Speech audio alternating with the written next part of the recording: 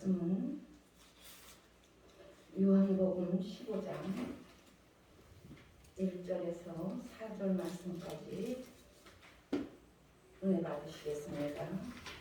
나는 포도나무요 내 아버지는 농부라. 물은 내게 붙어 있어 열매를 맺지 않은 가지는 아버지께서 그것을 제거해 버리시고 무릇 열매를 맺는 가지는 더 열매를 맺게 하려 그것을 깨끗하게 하시느니라. 너희는 내가 일러준 말로 이미 깨끗하여졌으니 내 안에 거하라. 나도 너희 안에 거하리라. 가지가 포도나무에 붙어 있지 아니하면 스스로 열매를 맺을 수 없음같이 너희도 내 안에 있지 아니하면 그러하리라. 아멘.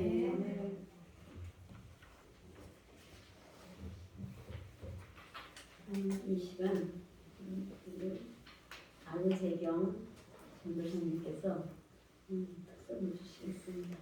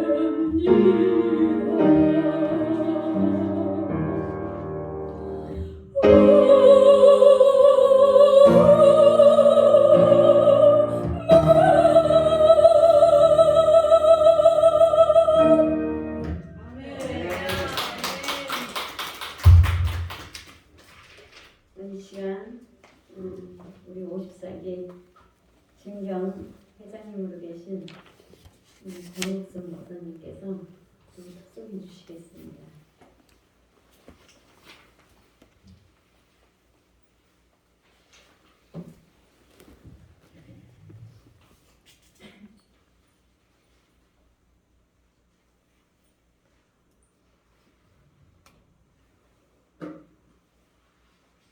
할렐루야. 네. 아버지한테 미안하고 모든 분들한테 좀 죄송하게 됐는데요. 그래도 이 시간 저는 잎사귀를 사랑하시는 자기의 기쁘신 뜻대로 행하시며 자기의 이름을 위하여 일하시는 주 하나님께 영광을 돌리며 찬양드립니다. 아멘. 이 찬양은 내 아버지 날 사랑해서요. 제목이 가사는 여기 알려져 있지만 내 마음에 뜨겁게 주신 가사이기 때문에 기쁨으로 감사함으로 받으시고 하나님께 영광 돌리시길 바랍니다. 내 아버지 날 사랑해 독생자를 보내시어 저를 믿는 자마다 영생 얻게 하시었네. 내 아버지 날 사랑해 십자가의 그 사랑으로 아버지의 자식 사랑 확증시켜 주시었네. 내 아버지 날 사랑해 저를 다시 살리시어 많은 사람 믿을 만한 증거를 주시었네. 내 아버지 날 사랑해 구원의 문 열어놓고 내 모든 죄악을 사시며 내 모든 병들을 고치시네. 내 아버지 날 사랑해 성령님을 보내시며 거룩하고 흠도점도 없이 신부 수업을 시키시네. 할렐루야. 감사합니다. 우리도 다 같이 찬양 드리시겠습니다. 435장입니다.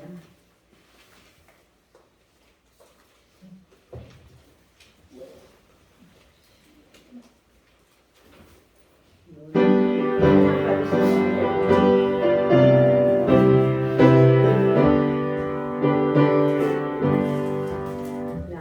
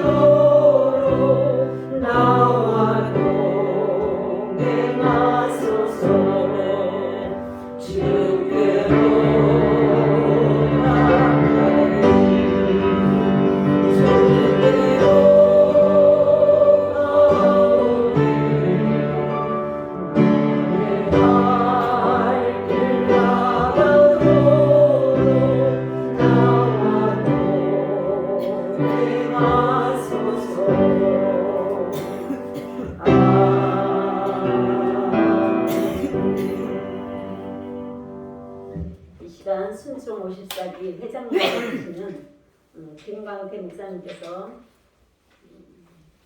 나는 소도나무여 너희는 가지니라는 하나님의 말씀으로 제목으로 하나님의 말씀을 선포하겠습니다. 선포할 때 전하는 자 듣는 자가 성령 안에서 하나가 되어 모두가 다 하나님의 주시는 평안과 기쁨이 충만하시기를 원합니다. 아멘. 할렐루야 화답하겠습니다.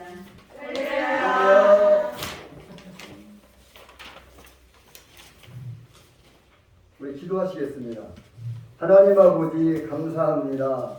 2022년 이제 하나님 새해가 밝았고 이제 하나님 우리가 또 순총 54기 이제 하나님 아버지 원래일을 통해서 하나님의 은혜를 구하고 오늘도 귀한 말씀을 통해서 우리가 하나님을 더 알아가기를 원하오니 성령의 이 시간 이 목양교회에 임하여 주셔서 우리가 전하는 자나 듣는 자가 은혜 받는 귀한 시간으로 인도하여 주시옵소서.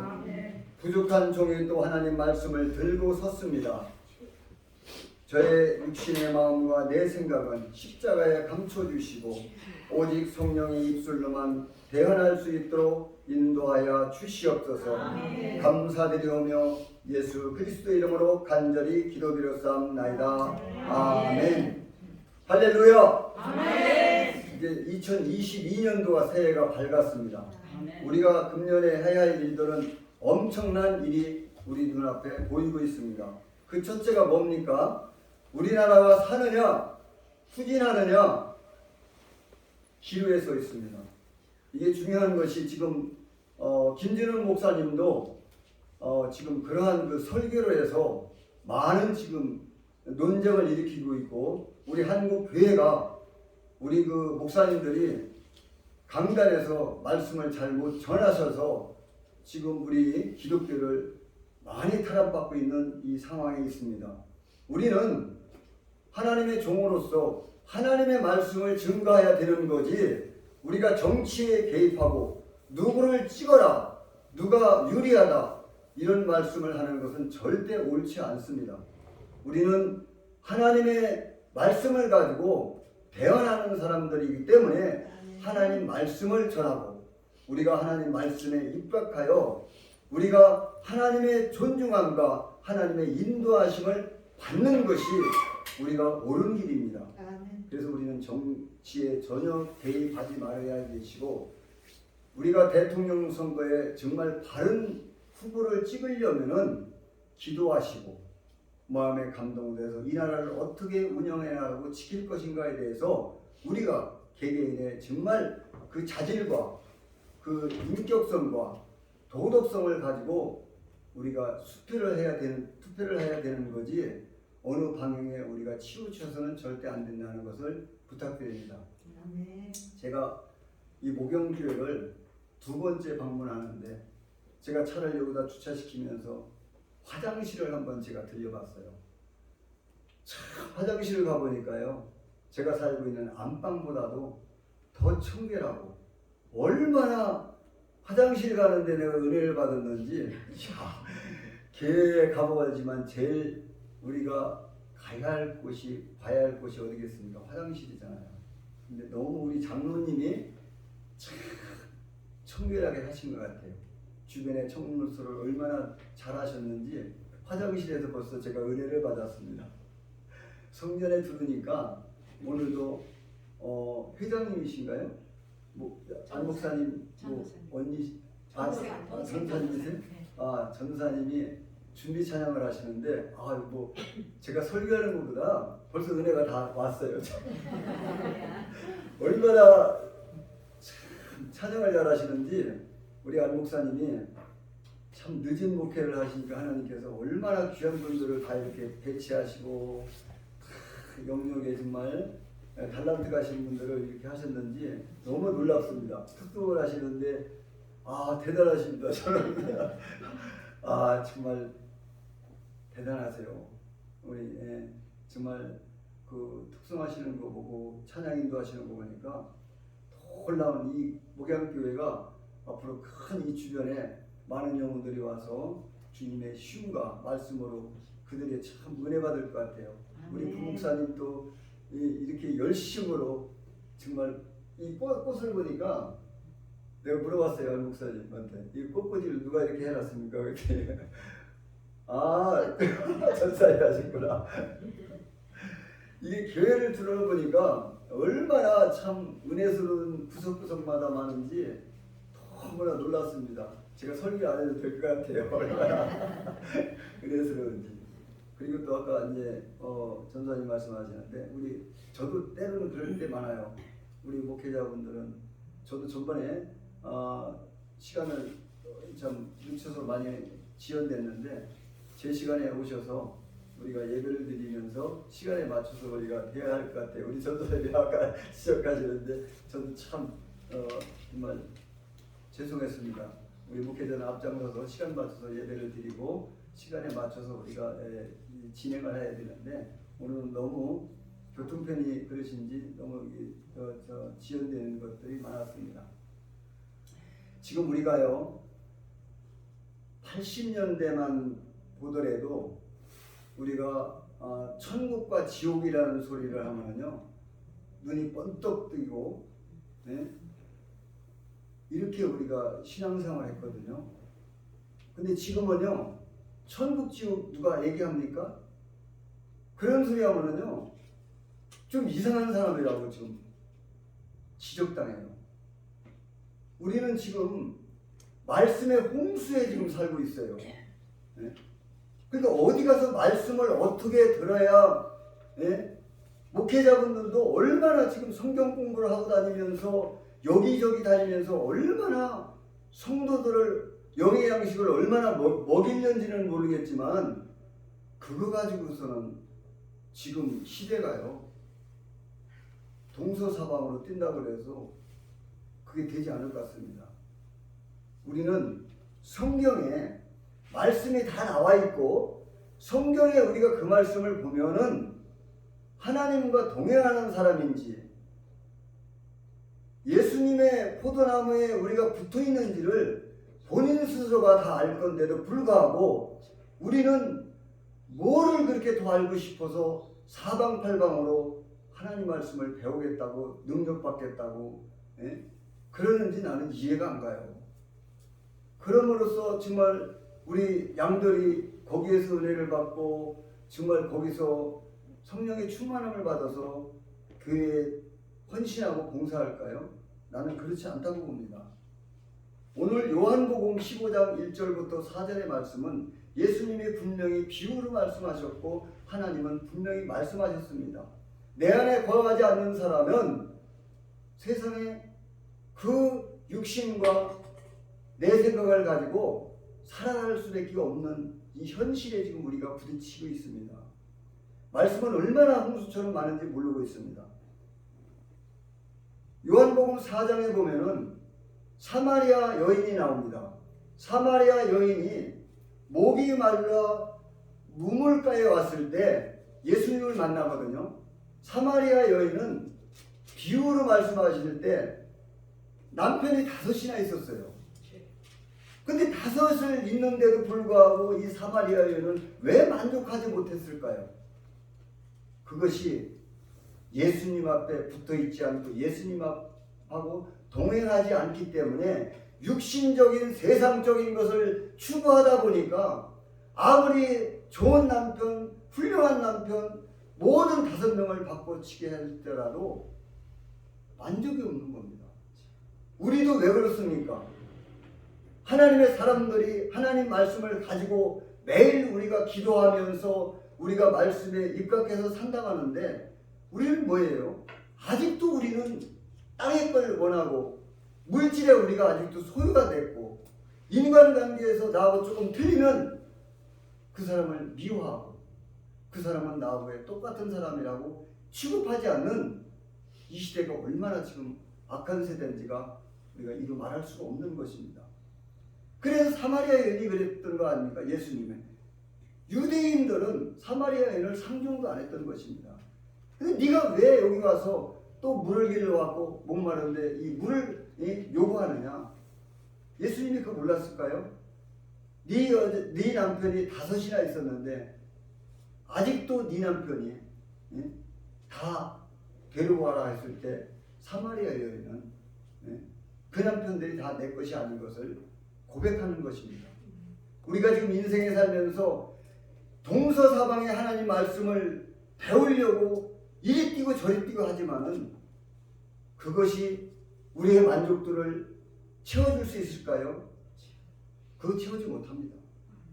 하나님의 말씀에 우리는 귀를 기울이고 성경에 있는 말씀에 포도나무는 가지가 붙어 있어야만이 우리가 영적으로 우리가 살아갈 수 있는 이 시대입니다.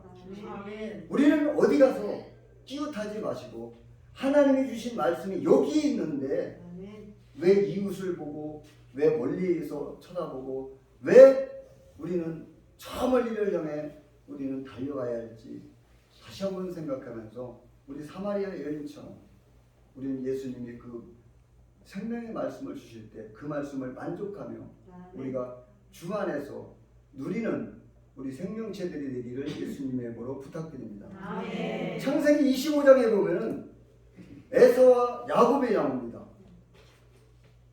왜 에서는 예수님의 그 말씀에 존중하지 못했기 때문에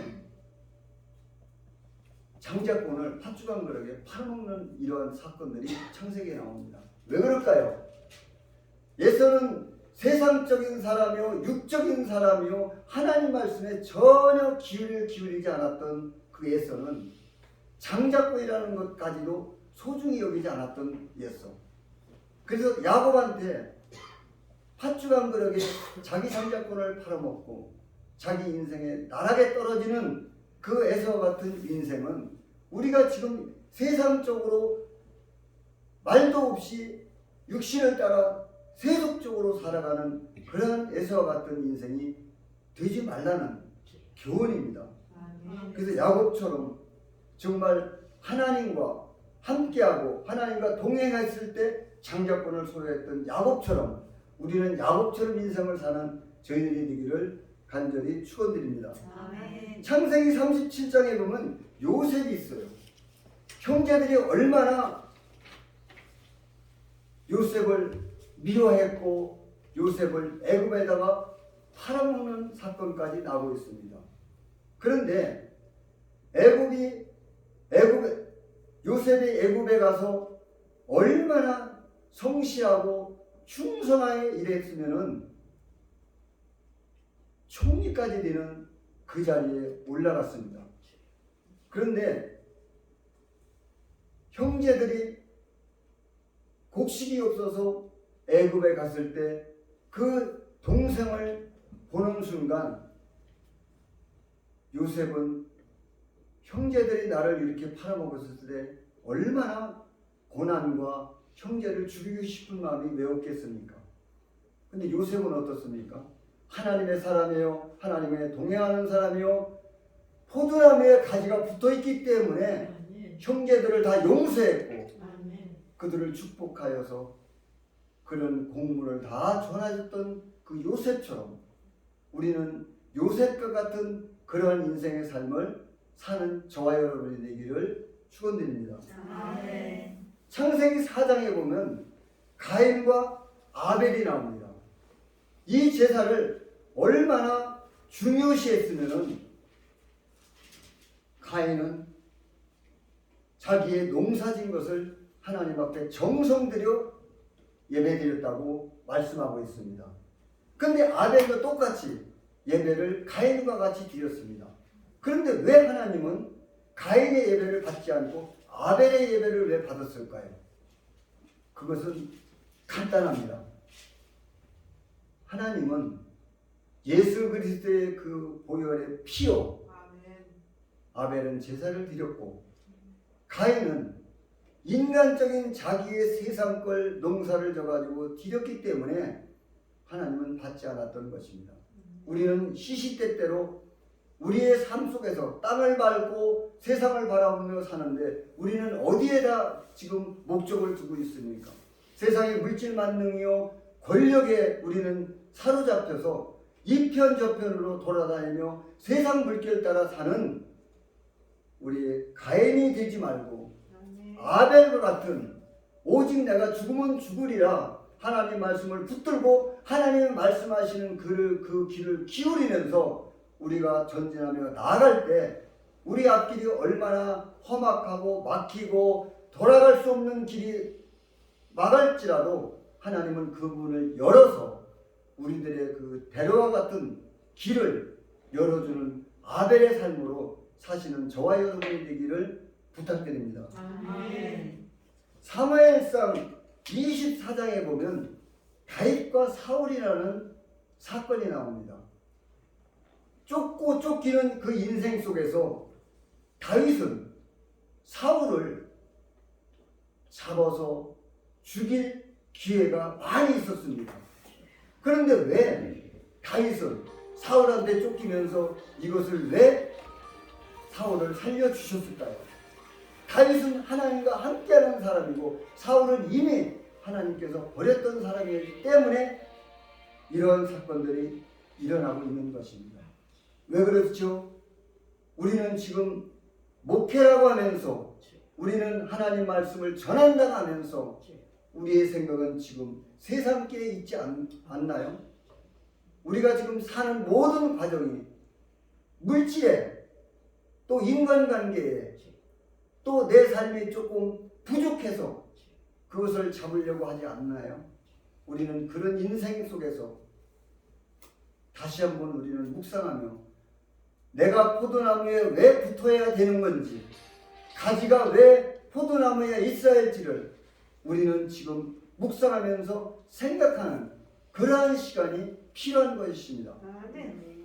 지금 제가 저희 아내가 12월 26일 날 우리 딸이 생일을 우리 딸이 28일인데 28일은 평일이라 일요일 날 딸 생일 잔치를 하자고 저희 아내가 보라동에 파리바게뜨 케이크를 누가 제가 12월 22일인데 주민등록상에 그렇지 제가 7월달이거든요. 근데 내 거래처에서 파리바게뜨로 통해서 카톡으로 케이크를 하나 보냈더라고요. 선물로. 그래 그것을 파리바게뜨 가서 이제 카톡에 있는 걸 가지고 이제 저희가 이제 그 케이크를 찾으러 갔는데 저는 차에 있었고 아내는 이제 파리바게뜨에 이제 케이크를 가지러 가서 나오는 중에 그 비탈진에서 넘어지면서 내 차에 부딪히면서 저는 그냥 아무 소리 없이 죽은 줄 알았어요. 넘어지면서 그렇게 세게 넘어졌는지. 그래서 제가 이제 워낙 체격이 그러니까 제 아내를 부추기려니까 워낙 제가 힘이 약해서 그런가 어떻게 할 길이 없는 거예요. 그래서 내가 뭐 아내를 불러서 이렇게 얘기를 해도 답이 없어서 이게 숨이 쉬나 했더니 숨은 쉬고 있더라고요. 그래서 119를 부르니까 119가 요즘 코로나 때문에 차가 다 마비가 됐다는 거예요. 사람이 지금 죽어가는데. 그래서 거의 20분 가까이 거기서 내가 끼어앉고 있었는데 참 그 순간에는 저도 참 어떻게 감당이 안 되더라고요. 그래서 아주대병원 응급실로 가서 검사 여러 가지 결과를 보니까 얼마나 상태가 안 좋은지 그러면서 그 결과가 경추 3, 4번이 손상이 됐고 또 폐가 경추가 눌리는 바람에 폐가 이게 지금 어떻게 될지 모른다. 또 장기도 그렇고 모든 기능이 지금 정지 상태다. 그러니까 굉장히 위험한 상태라고 이야기를 하는 거예요. 근데 코로나 때문에 저도 지금 보호자도 들어갈 수도 없고 모든 것이 다 통제가 돼서 되질 않는 거예요. 그러니까 그런 시간 그 순간은 저에게는 죽음이었고 얼마나 그 가혹한 하나님의 그 인도가 필요한지 절실하더라고요. 오늘도 제가 이거 조영영 목사님도 전화하시면서 내가 이걸 와서 설교를 해야 되나 내가 이거 참석을 해야 되나 여러 가지 저도 이 마음에 갈등이 오더라고요. 이게 지금 내가 이 상황에서 이게 하나님의 말씀을 전해야 된다는 것이 내 마음에 지금 조금 부담이 가고 그런데 한편으로는 그런 생각하더라고요. 그렇다고 해서 너 주저앉을 것이냐? 그렇다고 해서 하나님의 종으로 세웠는데 그거 포기할 것이냐? 그럼 네가 하나님의 종으로서 왜 거기에 참석했으며 왜 네가 목사 안수를 받았는가 질문하는 것 같아요. 그래서 내가 이건 아니다 그러면서 내 아내한테도 하면서 여기를 참석하겠다고 그러면서 우리가 기도하면서 통성으로 좀 하자 이렇게 하면서 제가 왔는데 와서 제가 아까도 얘기한 대로 화장실이나 복양교회 안에 들어가서 우리 전수하님의 이 특성이라든가